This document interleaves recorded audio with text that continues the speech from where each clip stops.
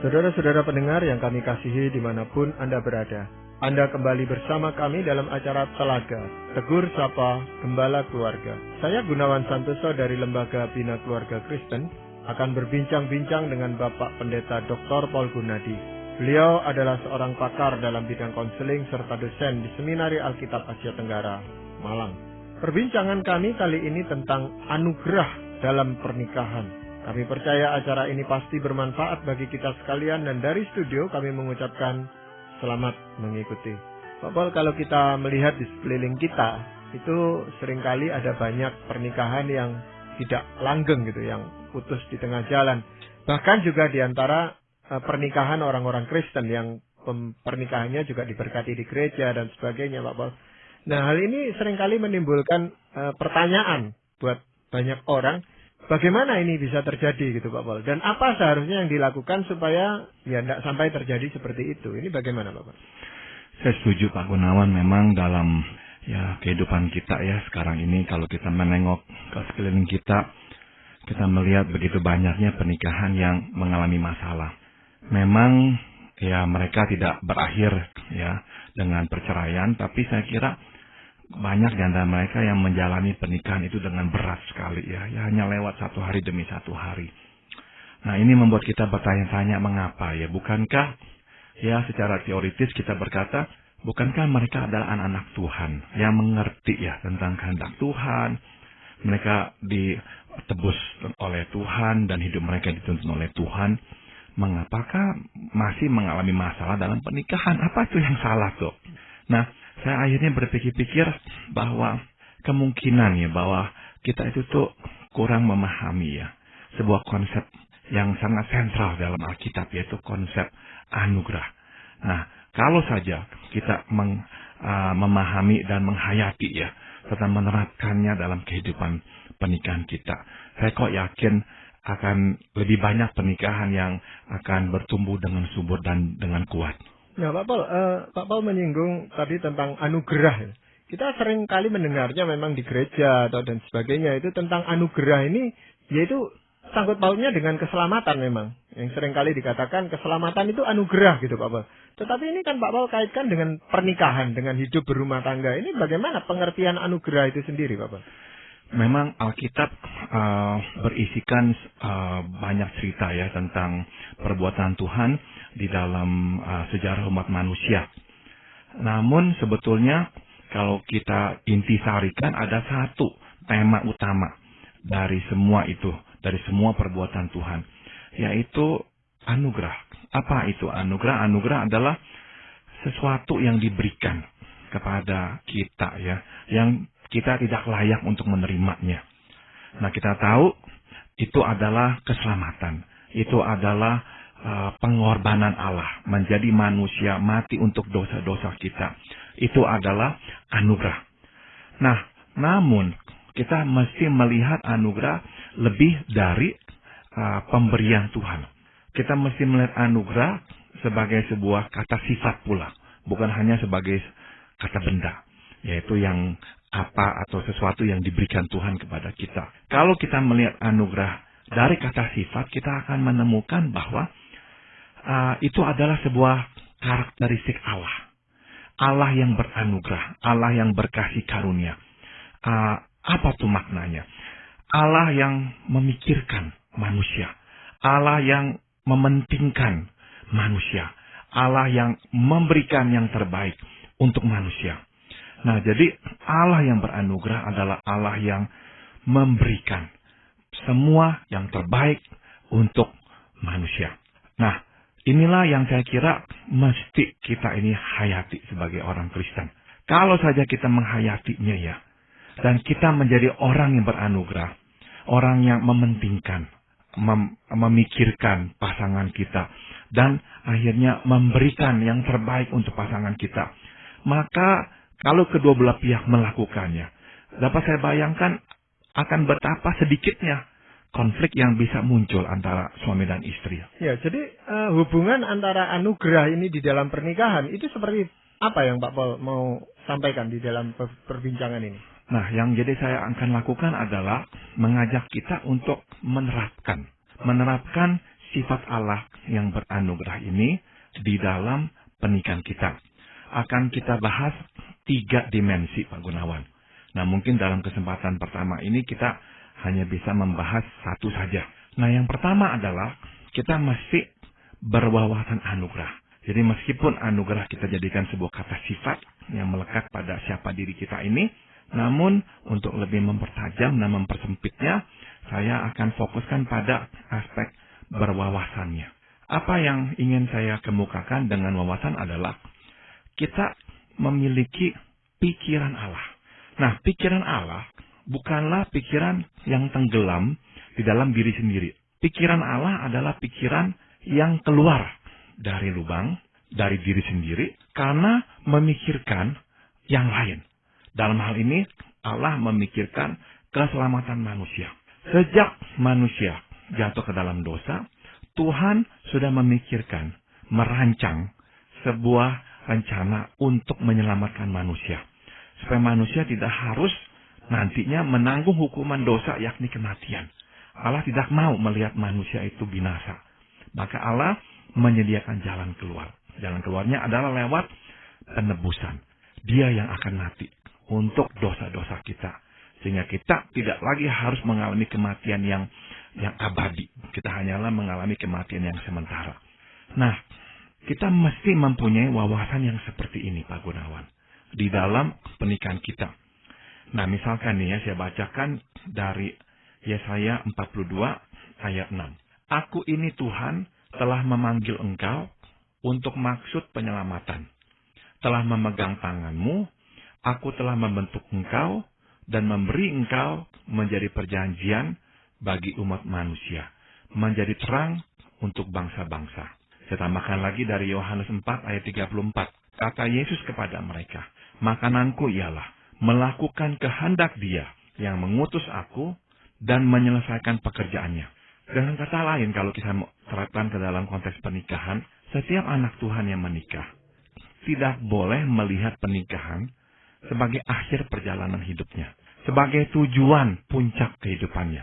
Orang-orang Kristen seharusnya melihat pernikahan sebagai kendaraan yang akan membawa atau menghantar mereka ke sebuah tempat tujuan. Yaitu apa? Melakukan dan menyelesaikan pekerjaan Tuhan. Dan apakah pekerjaan Tuhan itu? Mengenalkan dirinya kepada semua umat manusia ini. Mengenalkan perbuatannya yang telah mati untuk dosa-dosa kita ini kepada semua umat manusia. Sehingga umat manusia akhirnya mengetahui bahwa Allah telah mati untuk dosa mereka. Dan sekarang tersedia sebuah jalan untuk kembali kepada Allah Bapa. Nah, inilah pekerjaan yang belum selesai dan yang Tuhan imbau, Tuhan embankan kepada kita anak-anaknya untuk menyelesaikan. Jadi, sebagai anak Tuhan, waktu kita melihat pernikahan, lihatlah sebagai sebuah kendaraan untuk menyelesaikan pekerjaan Tuhan. Ya, memang di sini kita seringkali melihat atau mencontoh pernikahan yang non-Kristen juga gitu Pak Boleh. Karena mereka kebanyakan ya bilang pernikahan itu tujuannya untuk berbahagia lah. Kalau enggak, buat apa kita menikah gitu. Jadi lewat pernikahan itu diharapkan berbahagia. Nah, apakah pandangan seperti itu keliru gitu Pak? Sudah tentu sebagai manusia, kita itu tuh secara alamiah ya, naluriah, ingin sekali bahagia. Dan kita itu tuh cenderung memang melihat pernikahan sebagai kendaraan untuk membawa kita kepada kebahagiaan. Nah, konsep ini nih yang saya ingin ya kupas. Sebab ya saya mengerti di pihak yang satu kita manusia ingin bahagia, tapi sebetulnya Tuhan memanggil kita bukan untuk bahagia. Tadi firman Tuhan telah kita baca, aku ini Tuhan telah memanggil engkau untuk maksud penyelamatan. Agar engkau menjadi apa? Perjanjian bagi umat manusia. Menjadi apa? Menjadi terang untuk bangsa-bangsa. Jadi, tidak pernah tuh Alkitab mencatat Tuhan memanggil kita supaya kita bahagia. Tidak. Tuhan memanggil kita untuk sebuah maksud. Tuhan mati untuk kita agar kita tidak lagi harus mati untuk dosa-dosa kita dan kita bisa menjadi anak-anaknya. Namun sebagai anak-anak kita dipanggil Tuhan untuk sebuah maksud yang lebih besar daripada hidup kita sendiri. Yang lebih agung daripada kepentingan kita sendiri. yaitu penyelamatan manusia ini. Nah, jadi waktu kita mulai memahami itulah yang Tuhan inginkan, kita itu tuh berubah Pak Gunawan. Kita tidak lagi tuh terlalu mencari-cari kebahagiaan. Sebab orang yang menikah dengan tujuan mencari-cari kebahagiaan akan benar-benar nantinya menumpukan tuntutan pada si pasangan untuk membuatnya bahagia. Nah, kita tahu kalau seseorang memasuki pernikahan dengan tuntutan kepada pasangannya untuk membuat dia bahagia, itu udah merupakan potensi munculnya konflik. Karena tidak ada manusia yang sanggup membuat kita sebahagia itu. Maka yang terpenting awalnya adalah sebuah wawasan. Kita bukanlah menikah supaya bahagia. Kita menikah merupakan rangkaian dari karya Tuhan yang meminta kita menyelesaikan pekerjaannya. Pernikahan hanyalah salah satu kendaraan itu yang Tuhan gunakan. Ya, kalau begitu kan sebenarnya panggilan ini sifatnya kepribadinya. Kepribadi suami, kepribadi istri gitu, yang masing-masing punya tanggung jawab untuk menyelesaikan pekerjaan Tuhan itu. Nah, ketika mereka menikah, disatukan di dalam pernikahan, apakah mereka bisa sejalan itu Pak Paul dalam panggilan itu? Nah, ini membawa kita kepada sebuah pokok bahasan yang penting Pak Gunawan, yaitu sesungguhnya bagaimanakah kita itu nantinya bisa bersatu ya, harmonis, dipakai Tuhan untuk menjadi alat-alatnya, menjadi pekerja-pekerjanya yang menyelesaikan pekerjaan Tuhan itu. Karena kalau kita ingin melakukan pekerjaan Tuhan, tapi kita tidak bisa serasi ya, tidak bisa bersama-sama, ya sudah tentu kita nggak bisa melakukannya pula. Jadi sekarang saya mau mengajak para pendengar untuk melihat sebuah maksud yang terkandung di dalam pernikahan. Yaitu yang Tuhan inginkan, bukannya supaya kita bahagia, tapi kita itu komplit Pak Gunawan, menjadi orang yang utuh. Maksud saya begini, kita ini sebetulnya memasuki pernikahan di dalam ketidaklengkapan. Kita masing-masing mempunyai wilayah-wilayah yang perlu kita perbaiki. Nah, di dalam pernikahanlah kelemahan-kelemahan itu tuh akan terbongkar dan untuk nantinya dibereskan. Ada halnya orang berkata begini, sebelum saya menikah dengan kamu, saya kok baik-baik saja. Saya dikenal sebagai seorang yang murah hati, sabar. Tapi setelah menikah dengan kamu, saya itu dikenal sebagai pemarah, tidak sabar. Sifat saya tadinya baik, sekarang jadi buruk gara-gara kamu. Betul. Pernikahan memang dipakai Tuhan membongkar diri kita. Dan pada waktu kita menemukan begitu banyak hal-hal yang buruk pada diri kita, jangan menyalahkan pernikahan. Karena yang terjadi hanyalah sebuah pembongkaran, bukan sebuah pembibitan. Kadang-kadang kita melihatnya sebagai sebuah pembibitan. Gara-gara saya menikah nih, istri saya atau suami saya ini nih menanamkan bibit-bibit keburukan dalam diri saya, sehingga akhirnya lihat sekarang jadi begini saya ini. Oh tidak, bukan pembibitan. Ini pembongkaran. Artinya memang kita sudah memiliki hal-hal yang tidak baik itu. Tapi karena kondisinya baik sesuai dengan yang kita inginkan selama ini, maka bibit-bibit yang buruk itu tuh tidak terlihat. Setelah Tuhan bongkar, barulah kita melihat semuanya itu. Setelah pembongkaran, sudah tentu harapan Tuhan kita ini membereskan. Sayangnya banyak di antara kita di tengah-tengah, yaitu setelah pembongkaran terjadi, berhenti, nggak mau teruskan, nggak mau benar-benar mencurahkan waktu tenaga membereskan semua yang telah Tuhan bongkar itu. Nah ini yang keliru. Kita mesti satu persatu bereskan, bangun kembali, sebab Tuhan sengaja membongkar.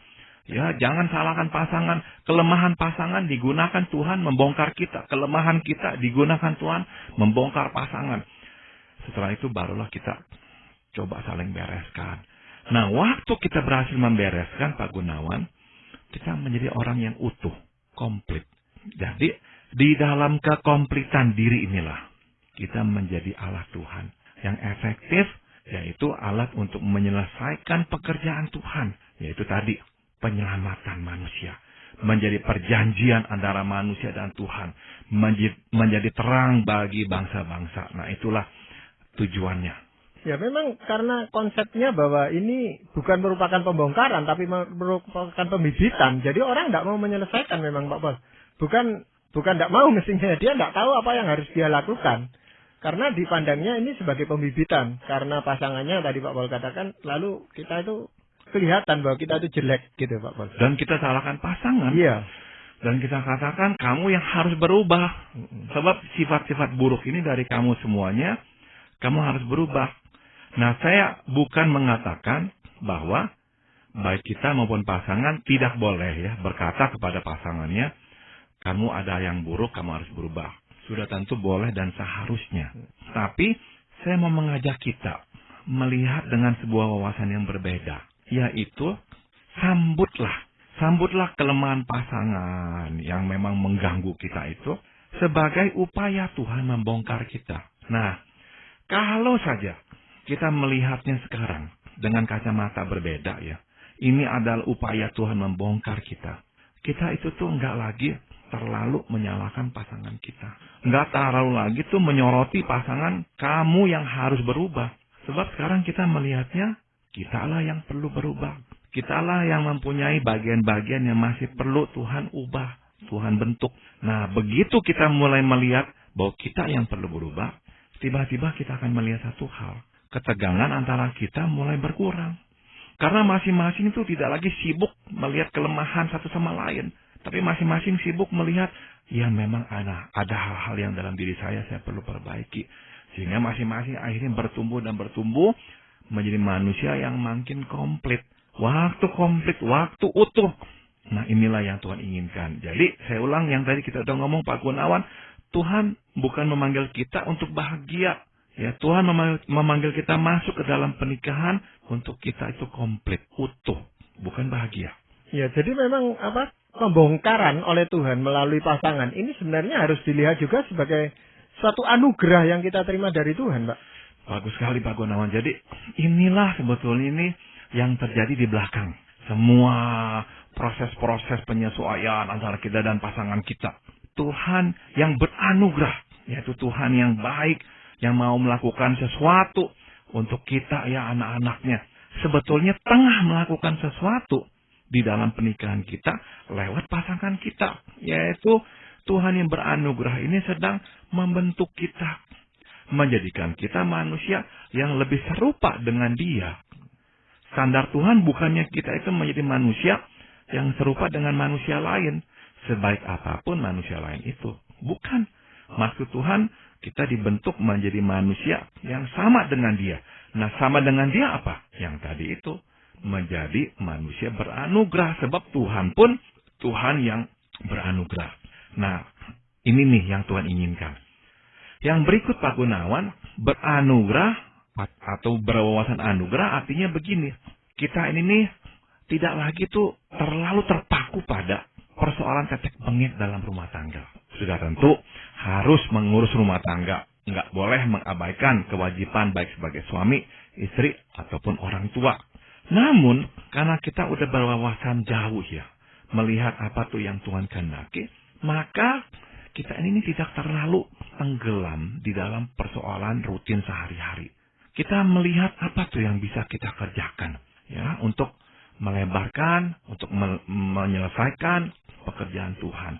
Ternyata Pak Gunawan, kalau baik suami maupun istri berwawasan seperti ini dan tidak tenggelam dalam persoalan sehari-hari, memang pernikahan itu tuh akan lebih cepat bertumbuh dan masalah akan lebih bisa cepat selesai antara mereka. Tapi kalau tidak ada wawasan ini, benar-benar yang terlihat hanyalah setiap hari itu kesalahan, kekurangan pasangan kita, ketidakpuasan kita. Tapi begitu kita mulai melihat sesuai dengan mata Tuhan melihat hidup ini, yaitu penyelamatan manusia, tiba-tiba kita lebih ringan. Hidup kita ini tidak lagi tenggelam. Kita mulai melihat hidup dari sebuah kacamata yang lebih luas lagi.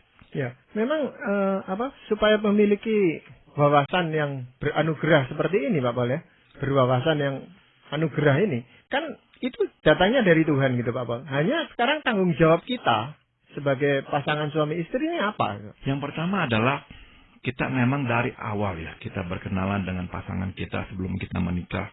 Kita harus membuat komitmen bahwa Yang terpenting bukannya aku. Dan yang terpenting bukanlah kamu.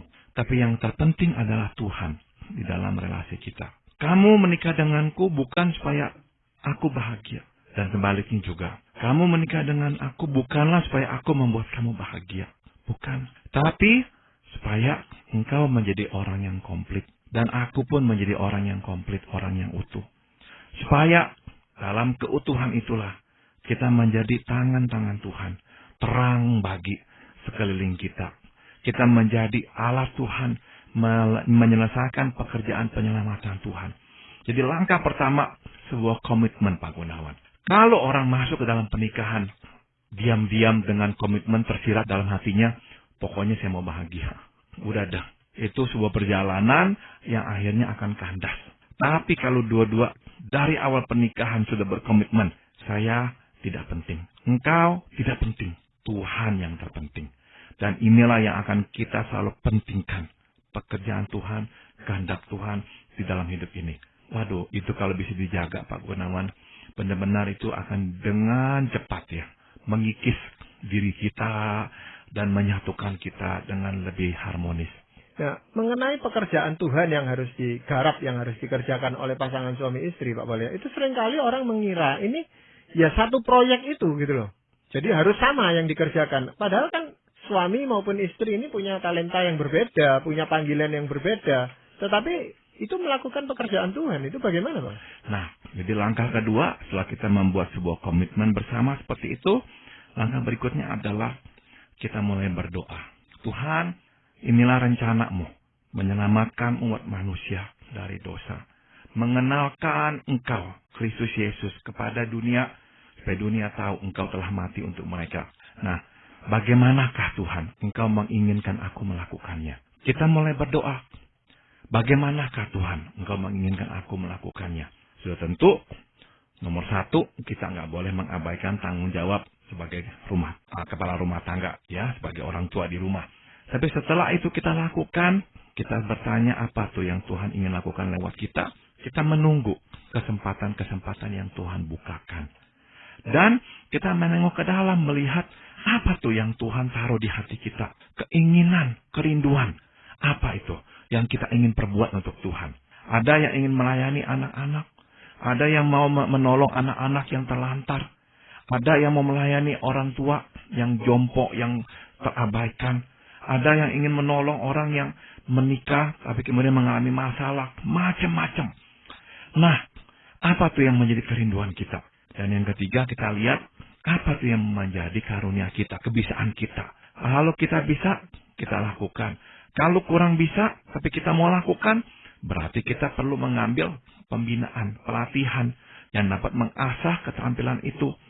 Nah, mulailah kita bergerak ke arah itu. Ke arah di mana kita tahu inilah yang Tuhan inginkan kita perbuat. Bisa sama dengan suami istri. Bisa, tapi bisa juga berbeda. Karena nggak mesti karunia itu tuh persis sama. Nggak mesti ya cocok itu tuh. Nggak. Yang penting dua-dua saling mengerti dan saling mendukung. Nah, setelah tahu, setelah mulai disiapkan ya diri kita untuk bisa melakukannya, saling dukunglah. Yang satu misalkan harus menambah keterampilan, yang satu harus lebih berjaga di rumah, ganti-gantian atau apa, sehingga bisa kerjasama, sehingga nanti pada akhirnya dua-dua bisa siap untuk dipakai Tuhan. Ya, memang ini akan menjadi lebih kompleks ketika mereka memiliki anak-anak, dikaruniai anak-anak, Pak Pol ya. Di sana seringkali tujuan untuk melakukan pekerjaan Tuhan itu jadi teralihkan atau paling enggak itu terkurangi gitu. Dan seyogianya Pak Gunawan. Jadi jangan kecil hati kalau pada masa anak-anak kecil kita itu tuh tidak bisa ya memberi banyak untuk kepentingan di luar rumah. Tidak apa-apa. Tuhan tahu apa yang menjadi kerinduan kita dan kita lakukan sedapatnya. Tidak bisa maksimal, memang tidak apa-apa. Soalnya yang lebih maksimal di rumah, anak-anak masih kecil. Setelah anak-anak besar, sudah tentu kita akan lebih bisa memberikan waktu untuk yang di luar. Nah, berkaitan dengan anak-anak ini Pak Gunawan, saya harus sisipkan satu lagi sebelum kita akhiri. Kalau kita berwawasan anugerah Pak Gunawan, anak-anak pun kita akan pandang dalam wawasan anugerah ini. Mereka datang bukannya buah hati untuk menyukakan hati kita. Tapi mereka datang sebagai buah hati untuk menyukakan hati Tuhan. Tuhan ingin memakai mereka menjadi Allah Tuhan. Tuhan ingin memberkati mereka menjadi terang bagi orang atau anak-anak di sekeliling mereka dan sebagainya. Maka kita pun bertanggung jawab menyiapkan mereka untuk menyelesaikan pekerjaan Tuhan itu pula. Jadi, pikirkan anak-anak ini dalam konteks pekerjaan Tuhan pula. Mereka mungkin dipanggil jangan diberikan karunia yang berbeda-beda.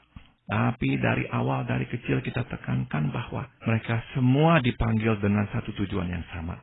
Yaitu untuk maksud penyelamatan. Caranya itu yang berbeda-beda. Caranya itu cara karunia Tuhan yang memang gak sama untuk setiap anak-anaknya.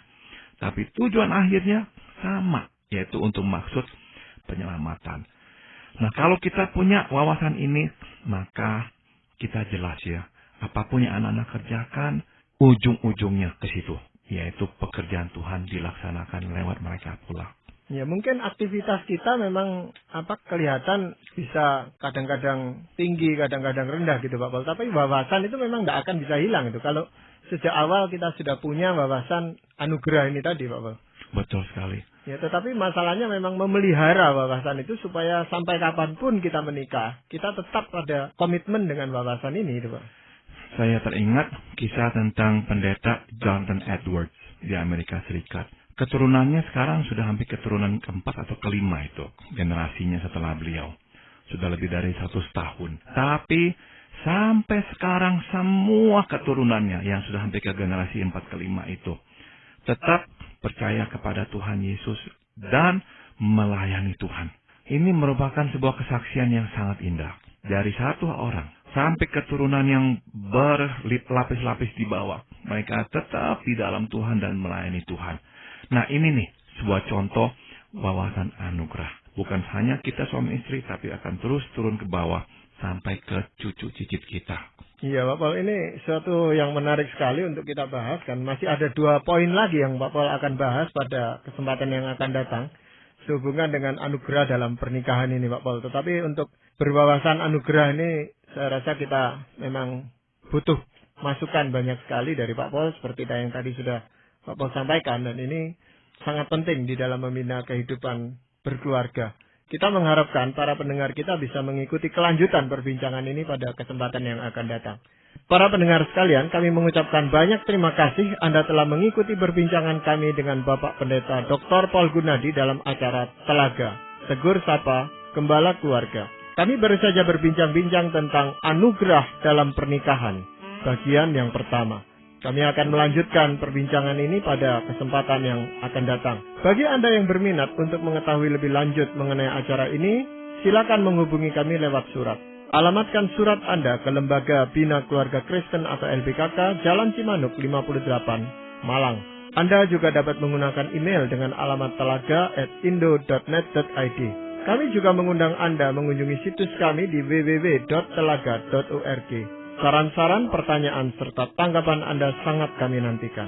Akhirnya dari studio kami mengucapkan terima kasih atas perhatian Anda dan sampai jumpa pada acara Telaga yang akan datang.